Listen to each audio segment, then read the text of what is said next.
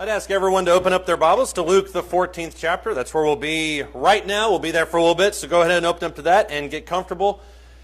I would like to express or kind of agree with what was said during the announcements. It is good to be with everybody here. We just finished a great week. All of those sermons, if you missed any of those sermons, are on the website. I would encourage you to listen to all of them. His one, as I mentioned on Monday night, his one on marriage, I thought from Sunday night was really good. So if you have some time and you can only pick one, which honestly you should listen to all of them eventually, but if you can only listen to one for whatever reason for the time being, Sunday nights on marriage I thought was really, really good. So definitely listen to that one if you have the time. I would also be remiss if I didn't welcome and especially say thank you to all the mothers that are out there. This is Mother's Day. And so to all those who are moms out there, those who are moms to be, I classify those as moms in the present sense as well, obviously too. I want to especially thank you, and I'm going to do something that I never really do, which is I'm not going to joke about it at all. I'm just going to say thank you to the moms that are out there. It is a task that I've seen firsthand for the last 7-8 years now, and it is one that I don't take lightly anymore. I've seen it firsthand in my own home. I saw it when I was growing up. It is not an easy task, and if I ever thought it was an easy task, being at home with Levi for the last 9 months has taught me that it's not really an easy task. So to all those who are mothers out there, you have our thanks, you have our gratitude. I was doing some research the other day on moms, and this wasn't related to anything in this lesson, but I thought it was interesting. They did this study in 2016. It's important to know when this study came out for reasons that I'm going to tell you in just a second. But they did a study in 2016. So what is that? My math is terrible. 7 years? I'm hoping it's 7. Don't correct me. I'm going to say it's 7 years. 7 years ago, they did a study in 2016, and they wanted to know what the total cost opportunity, the opportunity cost would be of a woman that decides to stay home for the first 5 years of their child's life. And it's just one kid, multiplied obviously for however many kids you have. And so they estimated all these different things. They estimated, obviously, wages that are lost during that time period. They estimated the retirement benefits that would not accumulate in that time period. They also kind of took into account the progression, the career progression, the things that you would naturally grow into in those 5 years. And they arrived at a number in 2016 that I thought was especially shocking. They said that if you decide to take the first 5 years of your child's life off of work and stay home just to be with your child, you can expect to, in the eventuality of your child's life, give up close to $700,000. Now, I know as soon as I say that, there are people that are looking at each other saying, well, this is what we gave up for this moment. But I know, obviously, that nobody in their right mind sits there before they have kids and they think, okay, what is the potential opportunity cost that is lost from your decision or from your decision or from our decision? Nobody sits down there with an Excel spreadsheet and calculates this out. And there's a very good reason why that is. It's because $700,000 pales in comparison to the time that you have, or whatever time that may be with your child. Whatever you gain from that time there obviously pales in comparison to more and more zeros in your bank account. There's just literally no comparison between those two things. And so I think it'd be really weird for somebody to sit down and say, okay, well, I'd love for you to stay home with the kid. I'd love for me to stay home with the kid. But let's run the numbers first to see if it's actually worth it. Nobody does that, because the benefit of that decision vastly outweighs whatever the cost is. And I think when you look at Luke, the 14th chapter, that's roughly the same thing that Jesus is asking us to do. Look in Luke, the 14th chapter, starting verse 25. Not anything to do with mothers, in case you're wondering how I shoehorned moms into Luke chapter 14, but it is, I think, a parallel. Luke chapter 14, starting verse 25, he says, "Now large crowds were going along with him, and he turned and he said to them, if anyone comes to me and does not hate his own father and his mother and his wife and his children and his brothers and sisters, yes, and even his own life, he cannot be my disciple." Now there's a couple dramatic phrases right there. Number one, he says, if you don't hate, which we're going to talk about that here in just a second, if you don't hate these people that you're really close more than you love me, or whatever the parallel would that be, if you don't hate these people in comparison to how much you love me, then you cannot be my disciple. Notice he didn't say you'd be a bad disciple. He said you cannot be my disciple. So a couple dramatic phrases right there. Verse 28, for which one of you, and he has two allusions here, two illustrations. Verse 28, which one of you, when he sits down to build a tower, does not first sit down and calculate the cost to see if he is enough to complete it? Otherwise, verse 29, when he has laid a foundation and is not able to finish, all who observe it begin to ridicule him, saying, this man began to build, but he wasn't able to finish. You have a half-built tower just laying out in the middle of a field somewhere. Or what king, when he sets out to meet another king in battle, will not first sit down and consider whether he is strong enough with 10,000 men to encounter the one coming against him with 20,000? Or else, as he makes the rational decision, while the other is still far away, he sends a delegation to ask for terms of peace. And then this is the qualification, the statement he made earlier. Verse 33, so then none of you can be my disciple who does not give up all of his own possessions. There's a lot of dramatic statements in there. And Jesus is saying this in response to the large droves of crowds that are following him. He turns around to all these people who are following him, and he essentially says, look, you guys haven't really thought this through. I know you're here now in this moment, following me, listening to me, but you haven't really considered what it takes. Because if you are going to be my disciple, it will cost everything that you have. Now, I think we need to clear up a couple misconceptions about this passage, because it's very easy for a lot of people to take this passage and kind of manipulate it and divert it and kind of distort it into areas that Jesus didn't mean. Number one, he is not by any stretch of the imagination saying that you don't need to follow him. There's another double negative. I'm famous for those recently. He is not saying don't follow him. You know that because no less than 19 times in the Gospels does Jesus say the exact phrase, follow me. So he is not in any stretch of the imagination saying, don't follow me. That's not the point of Luke chapter 14. And if there was any doubt about that, just read the Great Commission from Matthew chapter 28. Go into all the world, make disciples of all the nations. Jesus wants people to follow him. That's not the point of this. Jesus is also not saying, give what you don't have. That, I think, is a little bit of a misnomer sometimes. We have this parable, and Shane alluded to it last week. He talks about the parable of the talents. And when you look at each one of those talents, and Shane made the illustration that they're very large numbers, but when you look at all those talents, every one of them is expected to give back in proportion to what we gave. The 1 talent man should have given 1 talent back.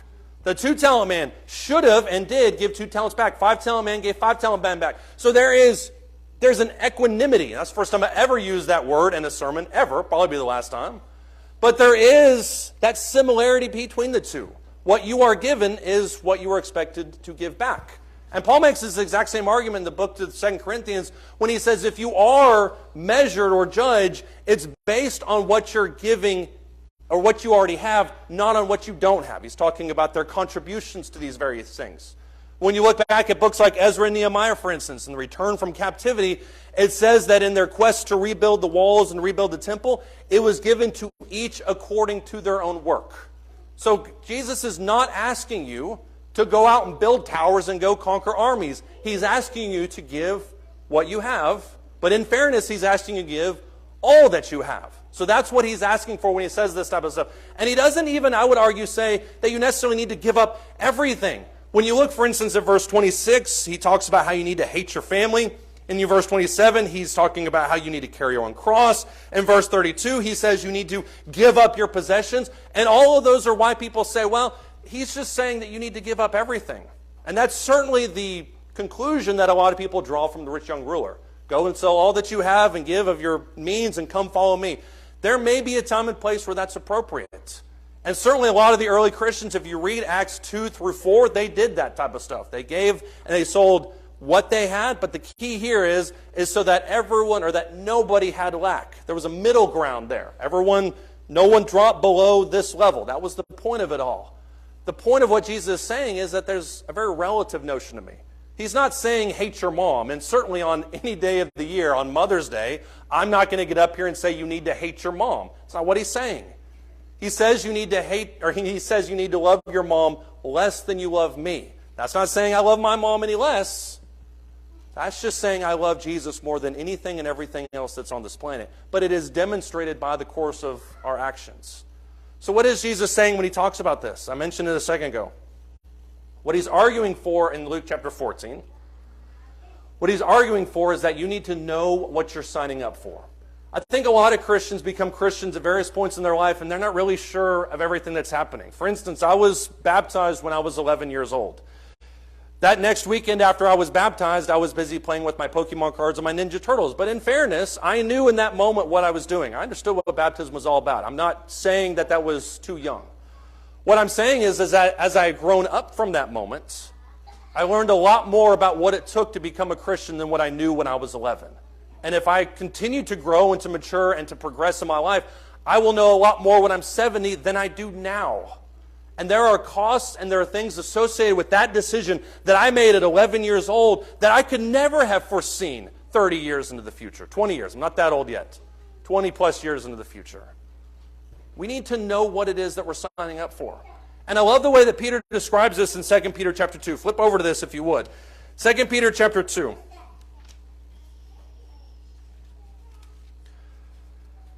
2 Peter chapter 2, starting in verse 17. This is about false teachers, and I don't want to misconstrue the concept. He's arguing about false teachers and people who distort the gospel and that type of stuff. But the basis of these false teachers are people who at one point knew the gospel and then turned from it. So that's the background for this context. Look in verse 17. He says, these are, talking about these false teachers, these are springs without water and mist, driven by a storm, for whom the black darkness has been reserved forever. For speaking out arrogant words of vanity, they entice by fleshly desires, by sensuality, those who barely escape from the ones who live in error, promising them freedom, while they themselves are slaves of corruption. For what by a man is overcome, by this he is also enslaved. There's the really thick false teacher text. Verse 20, here's the more application for what we're talking about. For if, after they have escaped the defilements of the world by the knowledge of the Lord and Savior Jesus Christ, they are again entangled in them and are overcome, the last state has become worse than them than the first. That's a really interesting statement. Because he's saying that if you, at least at one point, initially claim that you are a teacher or a Christian or whatever it may be, and then you deviate from it, that the second state, the one where you turn away from the gospel, is worse than if you had never really been exposed to it to begin with. Verse 21, for it would have been better for them not to have known the way of righteousness than having known it to turn away from the holy commandment handed on to them. It has happened, verse 22, according to the true proverb, that a dog returns to its own vomit, and a sow after washing returns to wallowing in the mire. There are a lot of people in this world who become Christians, and they are fanatical. This is like the parable of the sower. They spring up. And then for whatever reason, they turn away from the gospel, they turn away from God. And what he's arguing in this passage is, your situation now is this worse than it would have ever been at the beginning. We need to know what it is that we're signing up for.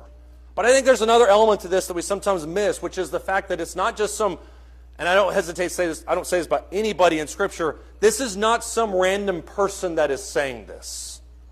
This is the Apostle Peter himself, who looked at Jesus in the courtyard at his crucifixion and said 3 times, I don't know the man. This is a person who traveled with Jesus extensively, who knew him better than arguably any other mortal human being on earth. And the most poignant scene, in my opinion, from that entire crucifixion scene is after the 3rd time when Peter denies Jesus, and the text says that Jesus looked across the courtyard and looked right at Peter. And what do you think Peter felt in that moment? That sense of abandonment. The sense that he had betrayed everything that he had stood up for, because he didn't really, even though he had been with Jesus, he didn't really understand the extent of what discipleship meant. And that's why John chapter 21 is so important. If you look at John chapter 21, this is the famous breakfast by the sea, where the men are out there fishing and Jesus appears to them. And Peter, for whatever reason, decides to try and jump out of the boat and run back and swim back to the shore because he thinks it's going to be faster than a boat. I identify a lot with Peter in that moment. In John chapter 21, starting in verse 15, it says, when they had finished breakfast, Jesus said to Simon Peter, Simon, son of John, do you love me more than these? Now, the more than these phrase is curious. And there have been no shortage of people that have speculated, what does he mean when he says more than these? Do you love me more than you love these people? I didn't take the different opinion, which is, do you love me more than these people love me? The other apostles, the other people around you. Do you love me more than these? And he said to him, yes, Lord, you know that I love you. Well, do you? Because you just betrayed me like 40 days ago. He said to him again a second time, Simon, son of John, do you love me? He said, yes, Lord, you know that I love you. He said to him, shepherd my sheep. He said to him the 3rd time, Simon, son of John, do you love me? And it says specifically here in John chapter 21, verse 17, that Peter was grieved because he said to him the 3rd time, do you love me? And he said to him, Lord, you know all things. You know that I love you. And Jesus very simplistically says back to him, tend my sheep. Peter hears 3 times from Jesus' lips, do you love me? And Peter emphatically says, yes, I do. And the fact that Jesus keeps bringing it up bothers Peter. And yet you know why he is. It's because Peter had just denied him on multiple occasions 40 days ago. And so when Jesus says to him, do you love me more than these other apostles? Peter is emphatic that he does. But it reflects what Peter would have also said 5 chapters earlier. When Jesus announces his death, burial, and resurrection, Peter says, it may happen to everybody else, and everybody else may leave you, but I'm going to stay with you, Jesus. They all might fall away, but I'm not going to fall away. That's that, quote-unquote, almost immature stance that Peter had towards discipleship that we sometimes have. We all sit in our rooms today, and we sit in these beautiful church buildings and we sing phrases, sing songs like, all to Jesus I surrender. Well, do you really believe that? Do you really mean it when you say, all to Jesus I surrender? Do you really mean it when you say, He's my King? Because if you do, if I do, then it's going to take us some places that we probably can't foresee right now. And that's why immediately after this whole little conversation between Jesus and Peter, Jesus then says to Peter, you're going to be taken where you don't want to be taken. And you're going to be arrested and carried places that you don't want to go to. It would eventually take him to the Colosseum where he would be killed, tradition states, in front of thousands of people. This is all going to happen to you. So if you say you love me more than these people, you need to be ready for that eventuality. And so as I stand here in front of you and we talk about counting the cost, it'd be very easy for us to say, all together now, I stand with Jesus. I love Jesus. I will follow Him wherever we go. But you need to know what you can expect to give up. And we'll go through these relatively briefly. What you can expect to give up, I would argue, above everything else, is a sense of self-righteousness. We're talking in our evangelism class about the conversations that we have sometimes with people where we tell them about God and about hope and about mercy and redemption, and that's always the one that seems to get people. Why do I need to be forgiven of anything? Why do I need to be redeemed? Because after all, here's the immortal phrase, I'm a decent guy. Doesn't matter that I cheated on my taxes. Doesn't mean when I flirt with the receptionist, when I walk in the building, doesn't matter about all that. I'm a decent guy. And we have this version of our own righteousness that is based inside of our own sense of morality, our own sense of what's right and wrong. And that's exactly what the Jews were guilty of, to a certain extent. Look in Romans, the 10th chapter. Romans chapter 10, starting in verse 1. He says, and this is where I would argue you really see Paul's emotions coming to the front. In Romans chapter 10, starting in verse 1, he says, Brethren, my heart's desire, my prayer to God for them, talking about the Jews, is their salvation. That's what I want more than anything. Why? Because he was related to all of them. One reason. For I testify, verse 2, about them that they have a zeal for God, but it's not in accordance with knowledge. This is why they won't be saved. Verse 3, for not knowing about God's righteousness and seeking to establish their own, they did not subject themselves to the righteousness of God. For Christ is the end of the law for righteousness to everyone who believes. So this is the issue there. Is that these people believed in God, but not so much that they were willing to forsake their own sense of self-righteousness. They had based their relationship with God on a construct that they had developed, which is their interpretation of the old law. And they were unwilling to abandon that in favor of following Jesus and His commandments. That's why He's sad. It's because these are people who profess to know God, and yet they only really follow themselves. Verse 5, for Moses writes that a man who practices the righteousness which is based on law shall live by that righteousness. But listen to what Peter alludes to here in verse 6.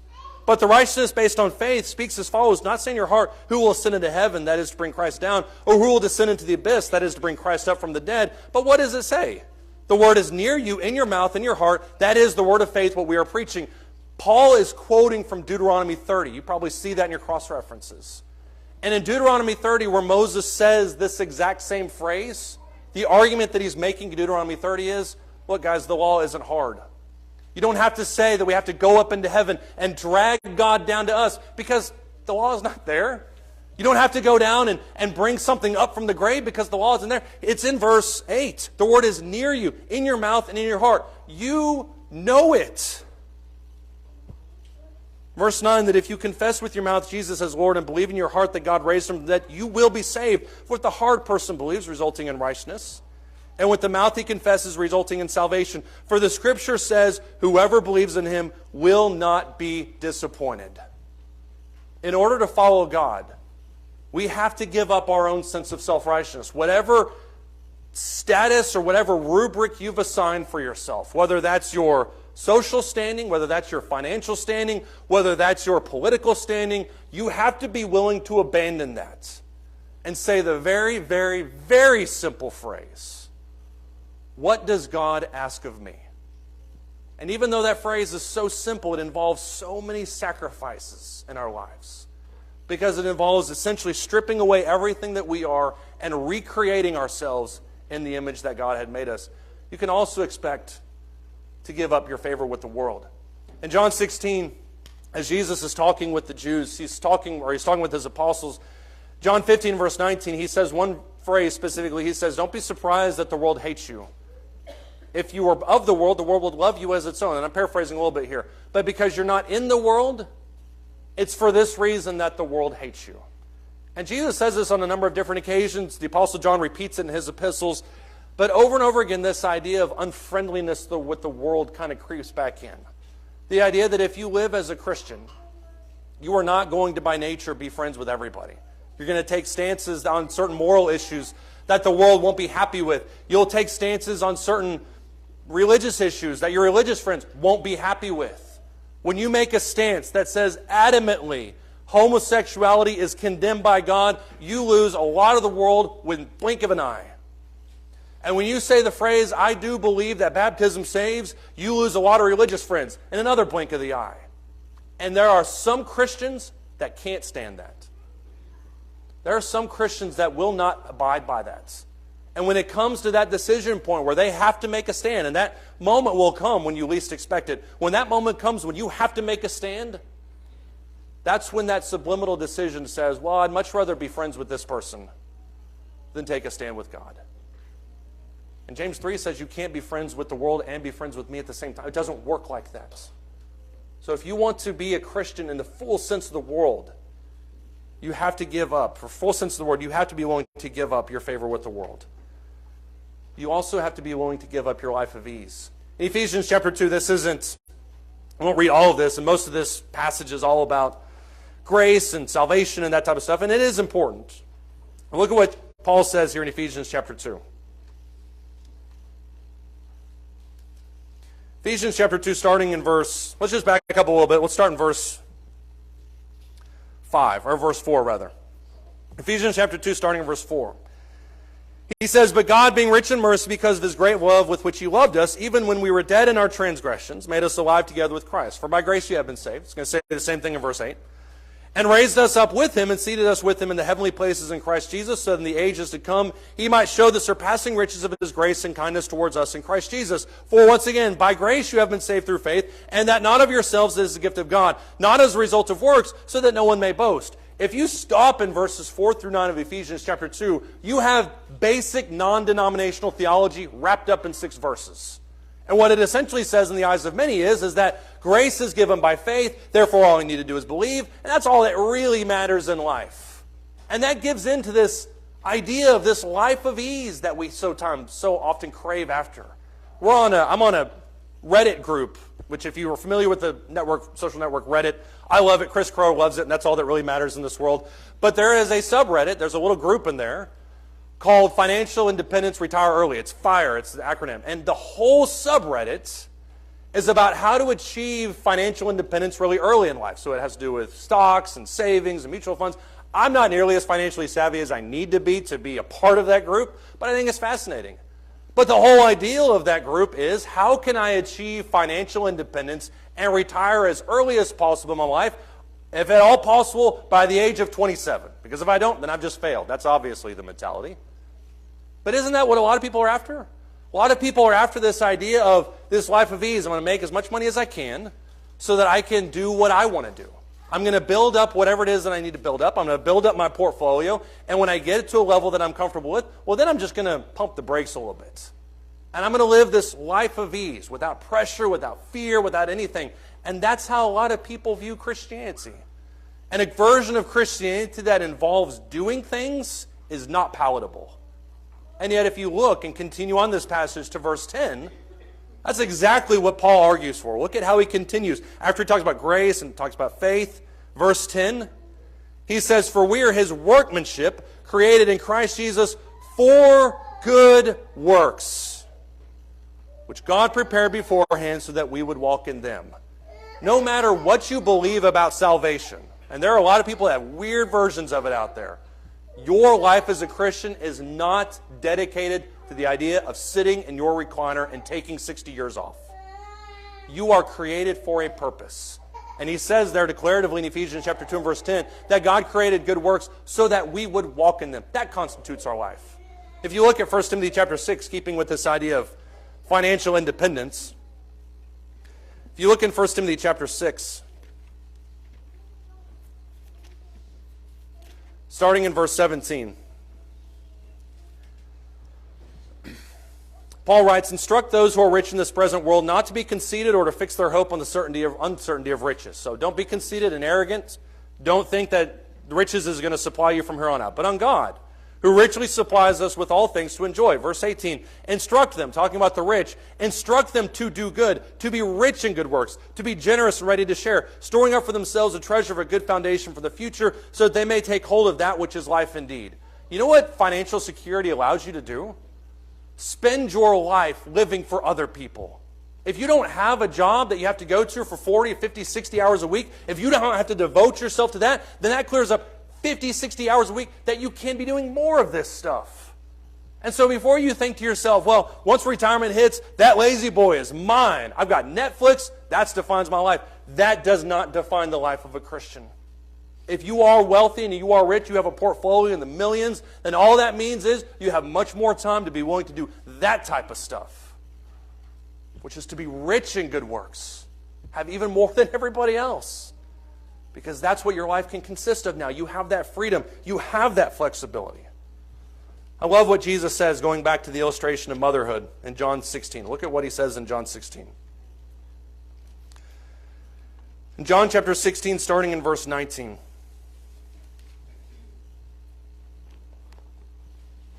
I began this lesson with mothers, and I'm going to end it with mothers, or at least with a pregnancy illustration.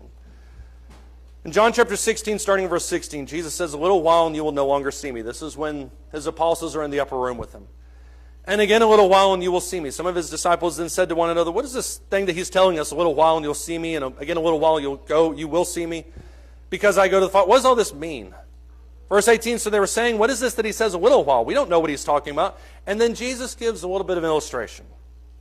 He says they knew they wished to question him, so he said to them, are you deliberating about this, that I said a little while and you'll not see me, again a little while you will see me? Truly, truly, I say to you, verse 20, that you will weep and lament, but the world will rejoice. You will grieve, but your grief will be turned into joy. Listen to this in verse 21. Whenever a woman is in labor, she has pain, because her hour has come. But when she gives birth to the child, she no longer remembers the anguish because of the joy that a child has been born in this world. Therefore, you too have grief now, verse 22, but I will see you again. Your heart will rejoice, and no one will take your joy away from you. Jesus' illustration is plain. Is that when a woman is pregnant, there's a whole bunch of pain that is involved in that childbearing, that child rearing stage. But when that baby enters into the world, that mom forgets about all that pain because of the beauty of that newborn child. They forget about all of it. It happens to every mother to a certain extent. And he says, that's exactly what's going to happen with me. I'm going to leave, Jesus says, and be crucified. You're going to be sorrowful, and then I'll come out of the grave, and you'll see me. You'll be happy again. And I think in a lot of ways, that's the way life is as a Christian. If you sat down with an Excel spreadsheet today and looked at your finances and you said, well, we can't have a child because of look at all that it will cost us, then you miss exactly what he points out here, which is that it is worth it. And the parallel with us as Christians is if you sat down right now with a quote-unquote spiritual Excel spreadsheet and you said, this is what being a Christian is going to cost me. This. You get the graphs, you get the charts, you get all these different things. Pain, anguish, suffering, social alienation, work that has to do day in and day out. It's just not worth it. But then, when you stand before God and you hear that phrase, well done, my good and faithful servant, every single thing that you've struggled and suffered with in this life, it'll be worth it. Because you'll see that moment of joy that everything in your life has been working towards. And all the costs and everything that was associated with your life as a Christian, it will vanish. Because in that moment, you'll realize that it was worth it all along. So if you're here this morning and for some reason you're not a Christian, you can easily hear one half of this sermon. And you can say, well, all the costs and the pain, the work that's associated with being a Christian, the struggle, it's be much easier to just be an atheist, which talk to many atheists and you'll find out it's so much easier for them. It'd be much easier for me just not be a Christian. Or you can hear the other part of the sermon, which is that every single struggle, every single thing that you suffer with in this world for Christ, every stand you make is worth it when we stand before God. I'd love to help you with that. Won't you come as we stand and as we sing?